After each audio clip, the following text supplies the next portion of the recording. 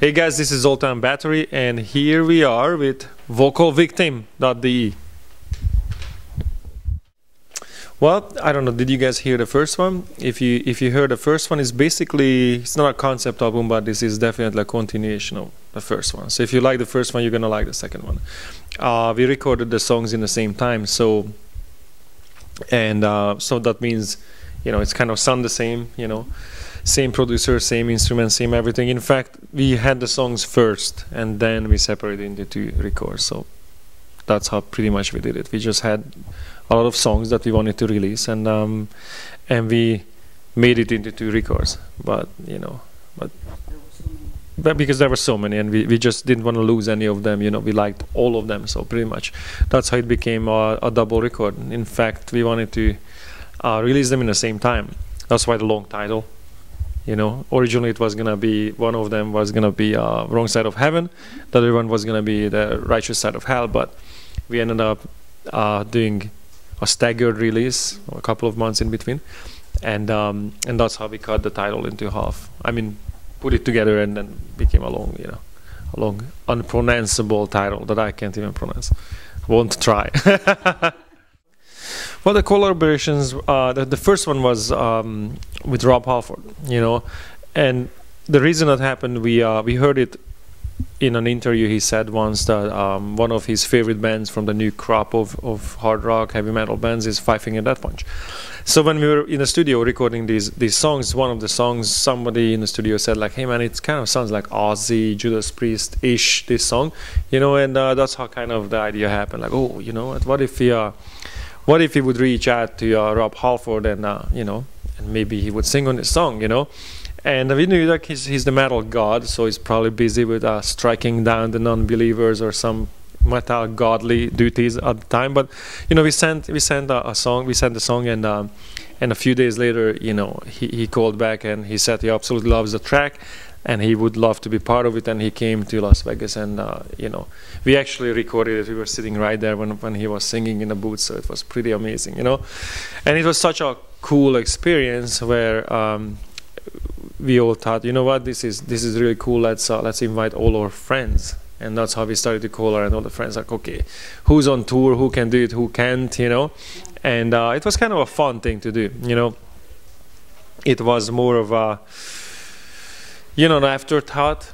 We didn't go to the studio, let's do this. It was just kind of like, you know, fun, and that's why we put these tracks as bonus tracks, so everybody can understand that, you know, it's a Five Finger Death Punch record, but we did this, and you know, and we kind of attached it as bonus tracks, so kind of a present to the fans, you know.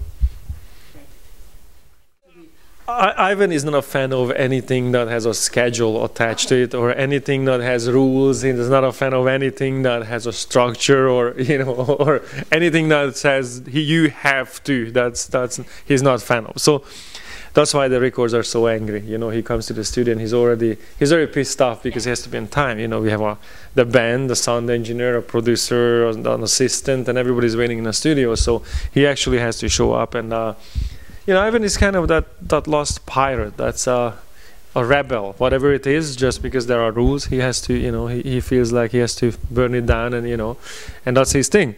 So it's great on stage, but when, you know, sometimes you know, sometimes you just have to do things, you know, and one of those things is he has to come to the studio. But that's why you read that, because you know, yeah, that's a true story. Now everybody have their own, you know, own Facebooks and Twitters and whatnot. All the social media is, you know, everybody have their own accounts, and they actually answer the fans, and you know, I think that's a big part of it, you know, that you don't have a management or people, you know, our people talk to your people, you know, it's all real. We talk to the fans, but I think that's the beauty of you know, this day and age, that you have an instant communication, you have an instant feedback. You can so many times we go out on a tour, and we put up bands like, okay, who you guys want to see, and the fans will answer. They're like, okay, we like this band, we don't like that one. So even when we put together a tour, it's completely normal these days that you just put it online and let them pick it. After all, they're gonna be the audience, you know, so make them happy. Well, everybody tells us that, and we don't even have to. We don't have to even be told. We know. In the States, especially, we have certain songs we can't play anymore because I remember there was an event in, maybe that was the first one in Kansas City. We had 55,000 people somewhere in there, in that place, and we used to have this little segment where we would say, you know, whoever wanna shake our hands, just crowd surf up to the front and, you know, shake our hands. And it became, yeah, well, 55,000 people start crowd surfing is no joke.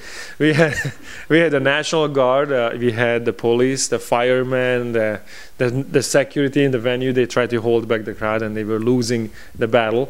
So that's where it started, and then we continued. And this became a thing to do.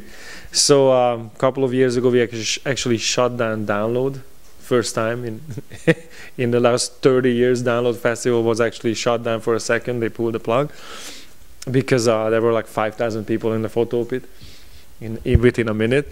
So you know, it's one of those things. It happens, and anywhere we go, especially again in the States, they know us well. So the security quadruples, and this is what we do. So yeah, it's a true story. Yeah, it happens.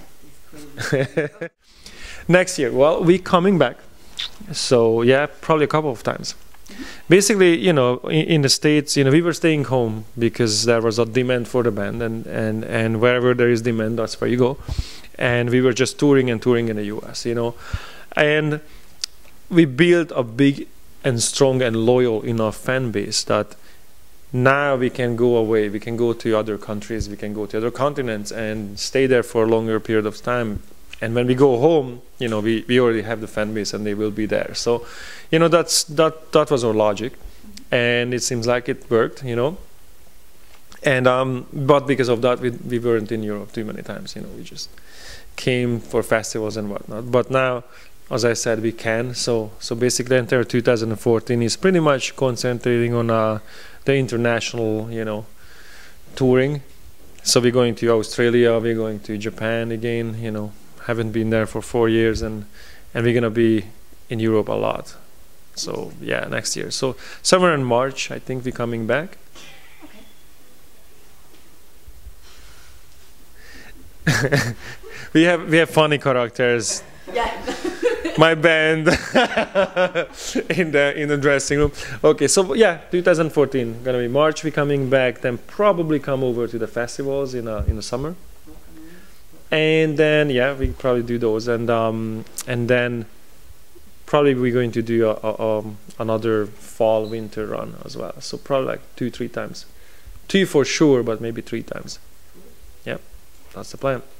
Okay. So see you guys. What kind of island are we talking about? Let's be tactical about this. Lonely Island. Okay. Lonely. And I want to stay on this island, or yes. Yeah, okay, so it's gonna be survival gear, you know what I mean? We're talking about a way to make fire. We need some weapons, you know, knives and whatnot, and fishing gear, and then we're good. That's pretty much, maybe a water, you know, desalinator. So only 3? Yeah. Okay, so then let's go for, do we have water on this island? Maybe. Okay, so you're giving me an island that's survivable, then, you know, because it's an unsurvivable item, then let's go talk about a satellite phone. But if it's a survivable island, and it's, you know, then definitely some hunting gear, and then sunscreen, and we're good. Okay, that's great. So we are on vocalvictim.de. This is Zoltan from Five Finger Death Punch, and see you guys 2014. Good few times.